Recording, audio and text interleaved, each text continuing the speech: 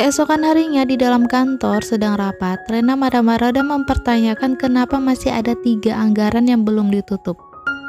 Nonim terus melamun saat rapat dan tidak fokus dengan apa yang dibicarakan Rena. Noni melamunkan apa yang dilihat waktu itu saat Rena dan Koji berciuman di hadapannya. Dan pulangnya, Nonim ingin curhat dengan teman-temannya, tapi ternyata mereka sibuk masing-masing dan Nonim tidak mau merepotkan mereka. Tiba-tiba Rena menyuruh Nonim mentranslate pembicaraan rapat dan membuatnya terkejut karena ia tidak fokus mendengarkan sehingga Nonim salah mentranslate sebuah kata. Kemudian rapat selesai. Saat Nonim akan pergi, Rena menyuruh Nonim tinggal dulu. Rena kemudian marah karena Nonim salah mentranslate dan menyuruh Nonim pindah jika tidak mampu. Koji membela Nonim, biasanya Nonim tidak pernah melakukan kesalahan seperti itu. Nonim meminta maaf karena kesalahannya itu dan berjanji tidak akan mengulanginya lagi. Rena mengatakan baguslah kalau Nonim mengakui kesalahannya. Kemudian Rena menghampiri Koji dan mengajaknya makan siang bersama karena ia ingin makan makanan Thailand. Koji mengajak Nonim untuk ikut bersama mereka, tapi Nonim merasa tidak enak ikut sehingga menolaknya dengan alasan tidak enak badan, lalu Koji dan Rena pergi. Saat istirahat, Nonim masih melamunkan apa yang telah terjadi hingga rekan kerjanya mengira Nonim banyak beban pekerjaan. Koji datang melihat Nonim, ia berniat menghampirinya tapi Rena memanggilnya. Rena datang memakaikan dasi yang akan dia berikan kepada Koji di hadapan Nonim. Rena memakaikan dasi itu tapi Koji memberitahu jika dia tidak suka memakai dasi.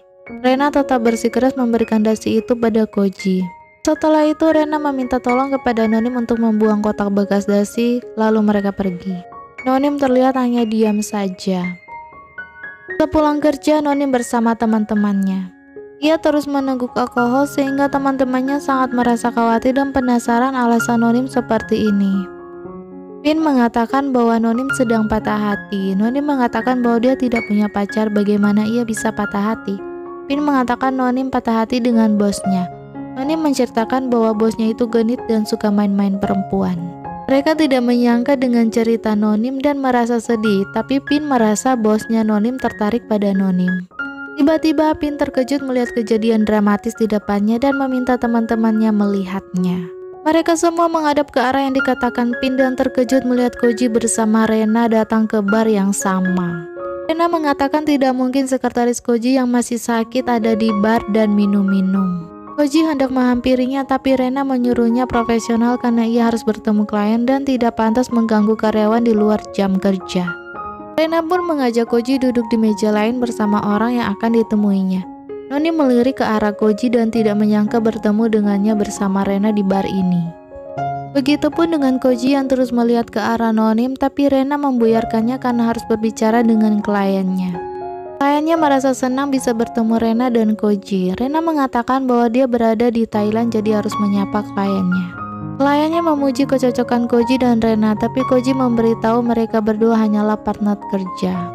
Kemudian Rena melihat ada meja biliar dan mengajak Koji untuk bermain bersama. Ia meminta diajari cara bermain biliar kepada Koji dan melirik ke arah Nonim, seolah-olah mengejeknya. Nonim dan teman-temannya merasa jijik dan kesal karena Rena terlihat hanya ingin berdekatan dengan Koji dengan meminta tolong diajari cara bermain. Tiba-tiba Koji dan Rena terkejut melihat seorang laki-laki yang menghampiri meja Nonim dan teman-temannya untuk berkenalan dengan Nonim. Karena tidak fokus dan kesal, Koji menembakkan bolanya ke arah Nonim dan membuatnya terkejut. Pin menyuruhnya untuk tidak mempedulikan bola biliar itu dan segera berkenalan dengan pria itu. Melihat itu, Koji sangat marah dan menghampiri dan menarik Nonim pergi dan mengatakan mereka perlu bicara. Koji membawa masuk Nonim ke mobilnya dan memarahinya karena minum padahal sedang sakit. Nonim berbohong mengatakan dia sudah merasa baik setelah minum obat dan ingin bersenang-senang dengan teman-temannya. Namun, Koji tahu Nonim berbohong dan menyuruhnya untuk jujur, sehingga Nonim dengan kesal mengungkapkan kebohongannya dan tidak ada salahnya jika ia pergi berpesta dengan teman-temannya. Padahal ia tidak peduli dengan Koji yang suka bermain dengan wanita seperti Rena. Koji tertawa mendengarnya dan membuat Nonim bingung. Koji bertanya apakah Nonim cemburu karena ia dekat dengan Rena. Nonim mengatakan dia tidak berhak cemburu karena mereka berdua tidak ada hubungan apa-apa. Tapi dia tidak suka melihat Koji dekat dengan Rena. Koji memberitahu bahwa Rena itu cuma sebatas teman saja, tidak seperti yang dipikirkan Nonim. Kemudian Koji menyuruhnya duduk diam karena ia akan mengantar Nonim pulang dan menyuruh Nonim untuk bertanya jika ada hal yang membuat Nonim penasaran seperti ini. Setelah mengantarnya, Nonim segera turun dan Koji langsung mengejarnya. Koji bertanya apalagi membuat Nonim masih terlihat marah dan kesal.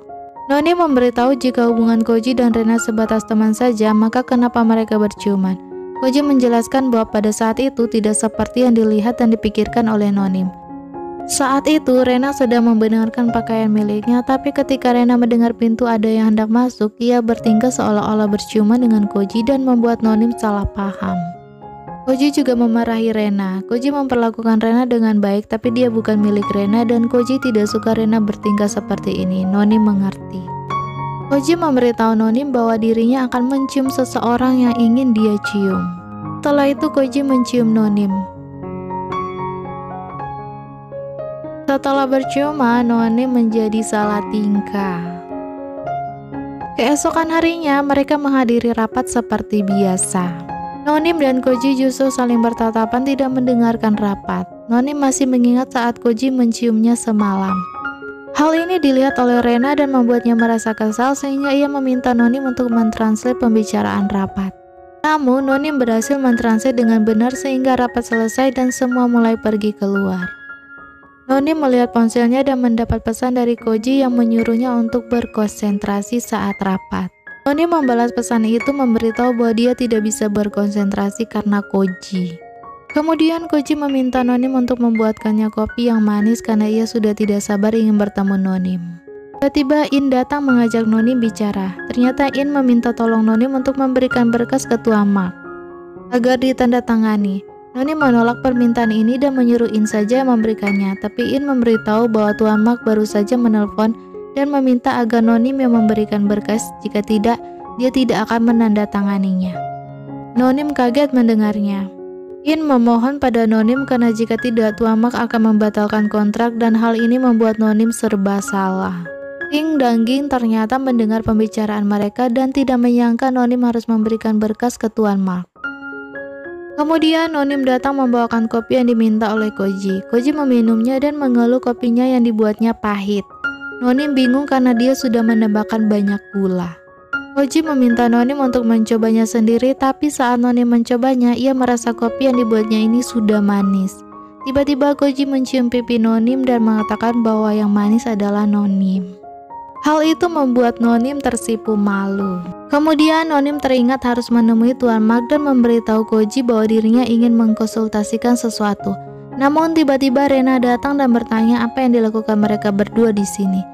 Rena marah sudah waktunya bertemu klien, tapi Nonim sebagai sekretarisnya tidak mengingatkannya. Koji bertanya apa yang mau didiskusikan Nonim tadi. Karena ada Rena, Nonim mencari alasan lain dan tidak memberitahu tentang suruhan Tuan Mark. Lalu Koji pergi. Kemudian Nonim pun datang dengan rasa takut menemui Tuan Mark untuk meminta tanda tangannya. Namun Tuan Mark merasa kesal karena Nonim selalu muram jika bertemu dengannya.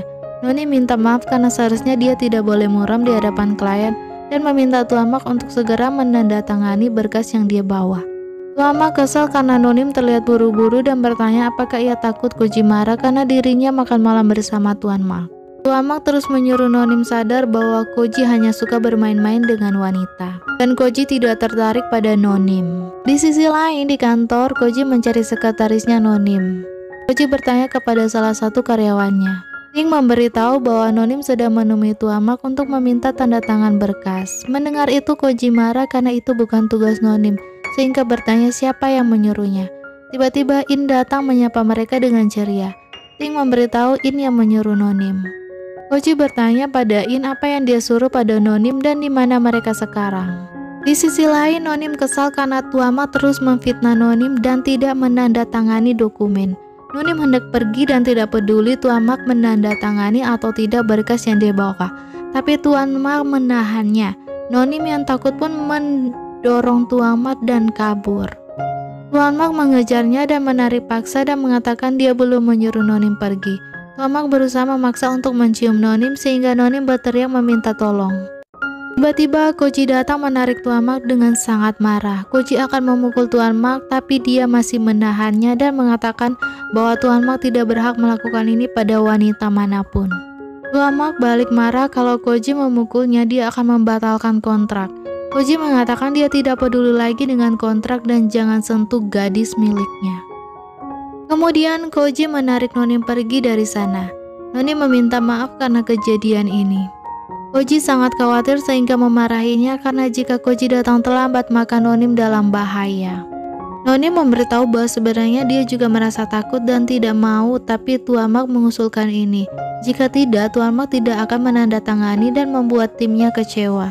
Nonim juga tidak tahu kalau Tuamak akan melakukan hal seperti itu. Koji mengatakan dia sangat mengkhawatirkan Nonim. Nonim mengerti. Tiba-tiba Koji meminta Nonim menjadi pacarnya dan itu membuat Nonim terkejut dan menerimanya. Nonim pun meminta Koji untuk menjaganya dengan baik. Koji tersenyum senang. Dan Nonim memegang hidungnya seperti kebiasaannya dengan artian dia merasa gugup. Dan bersambung bagaimana hubungan mereka selanjutnya ya. Jangan lewatkan episode selanjutnya. Bye-bye.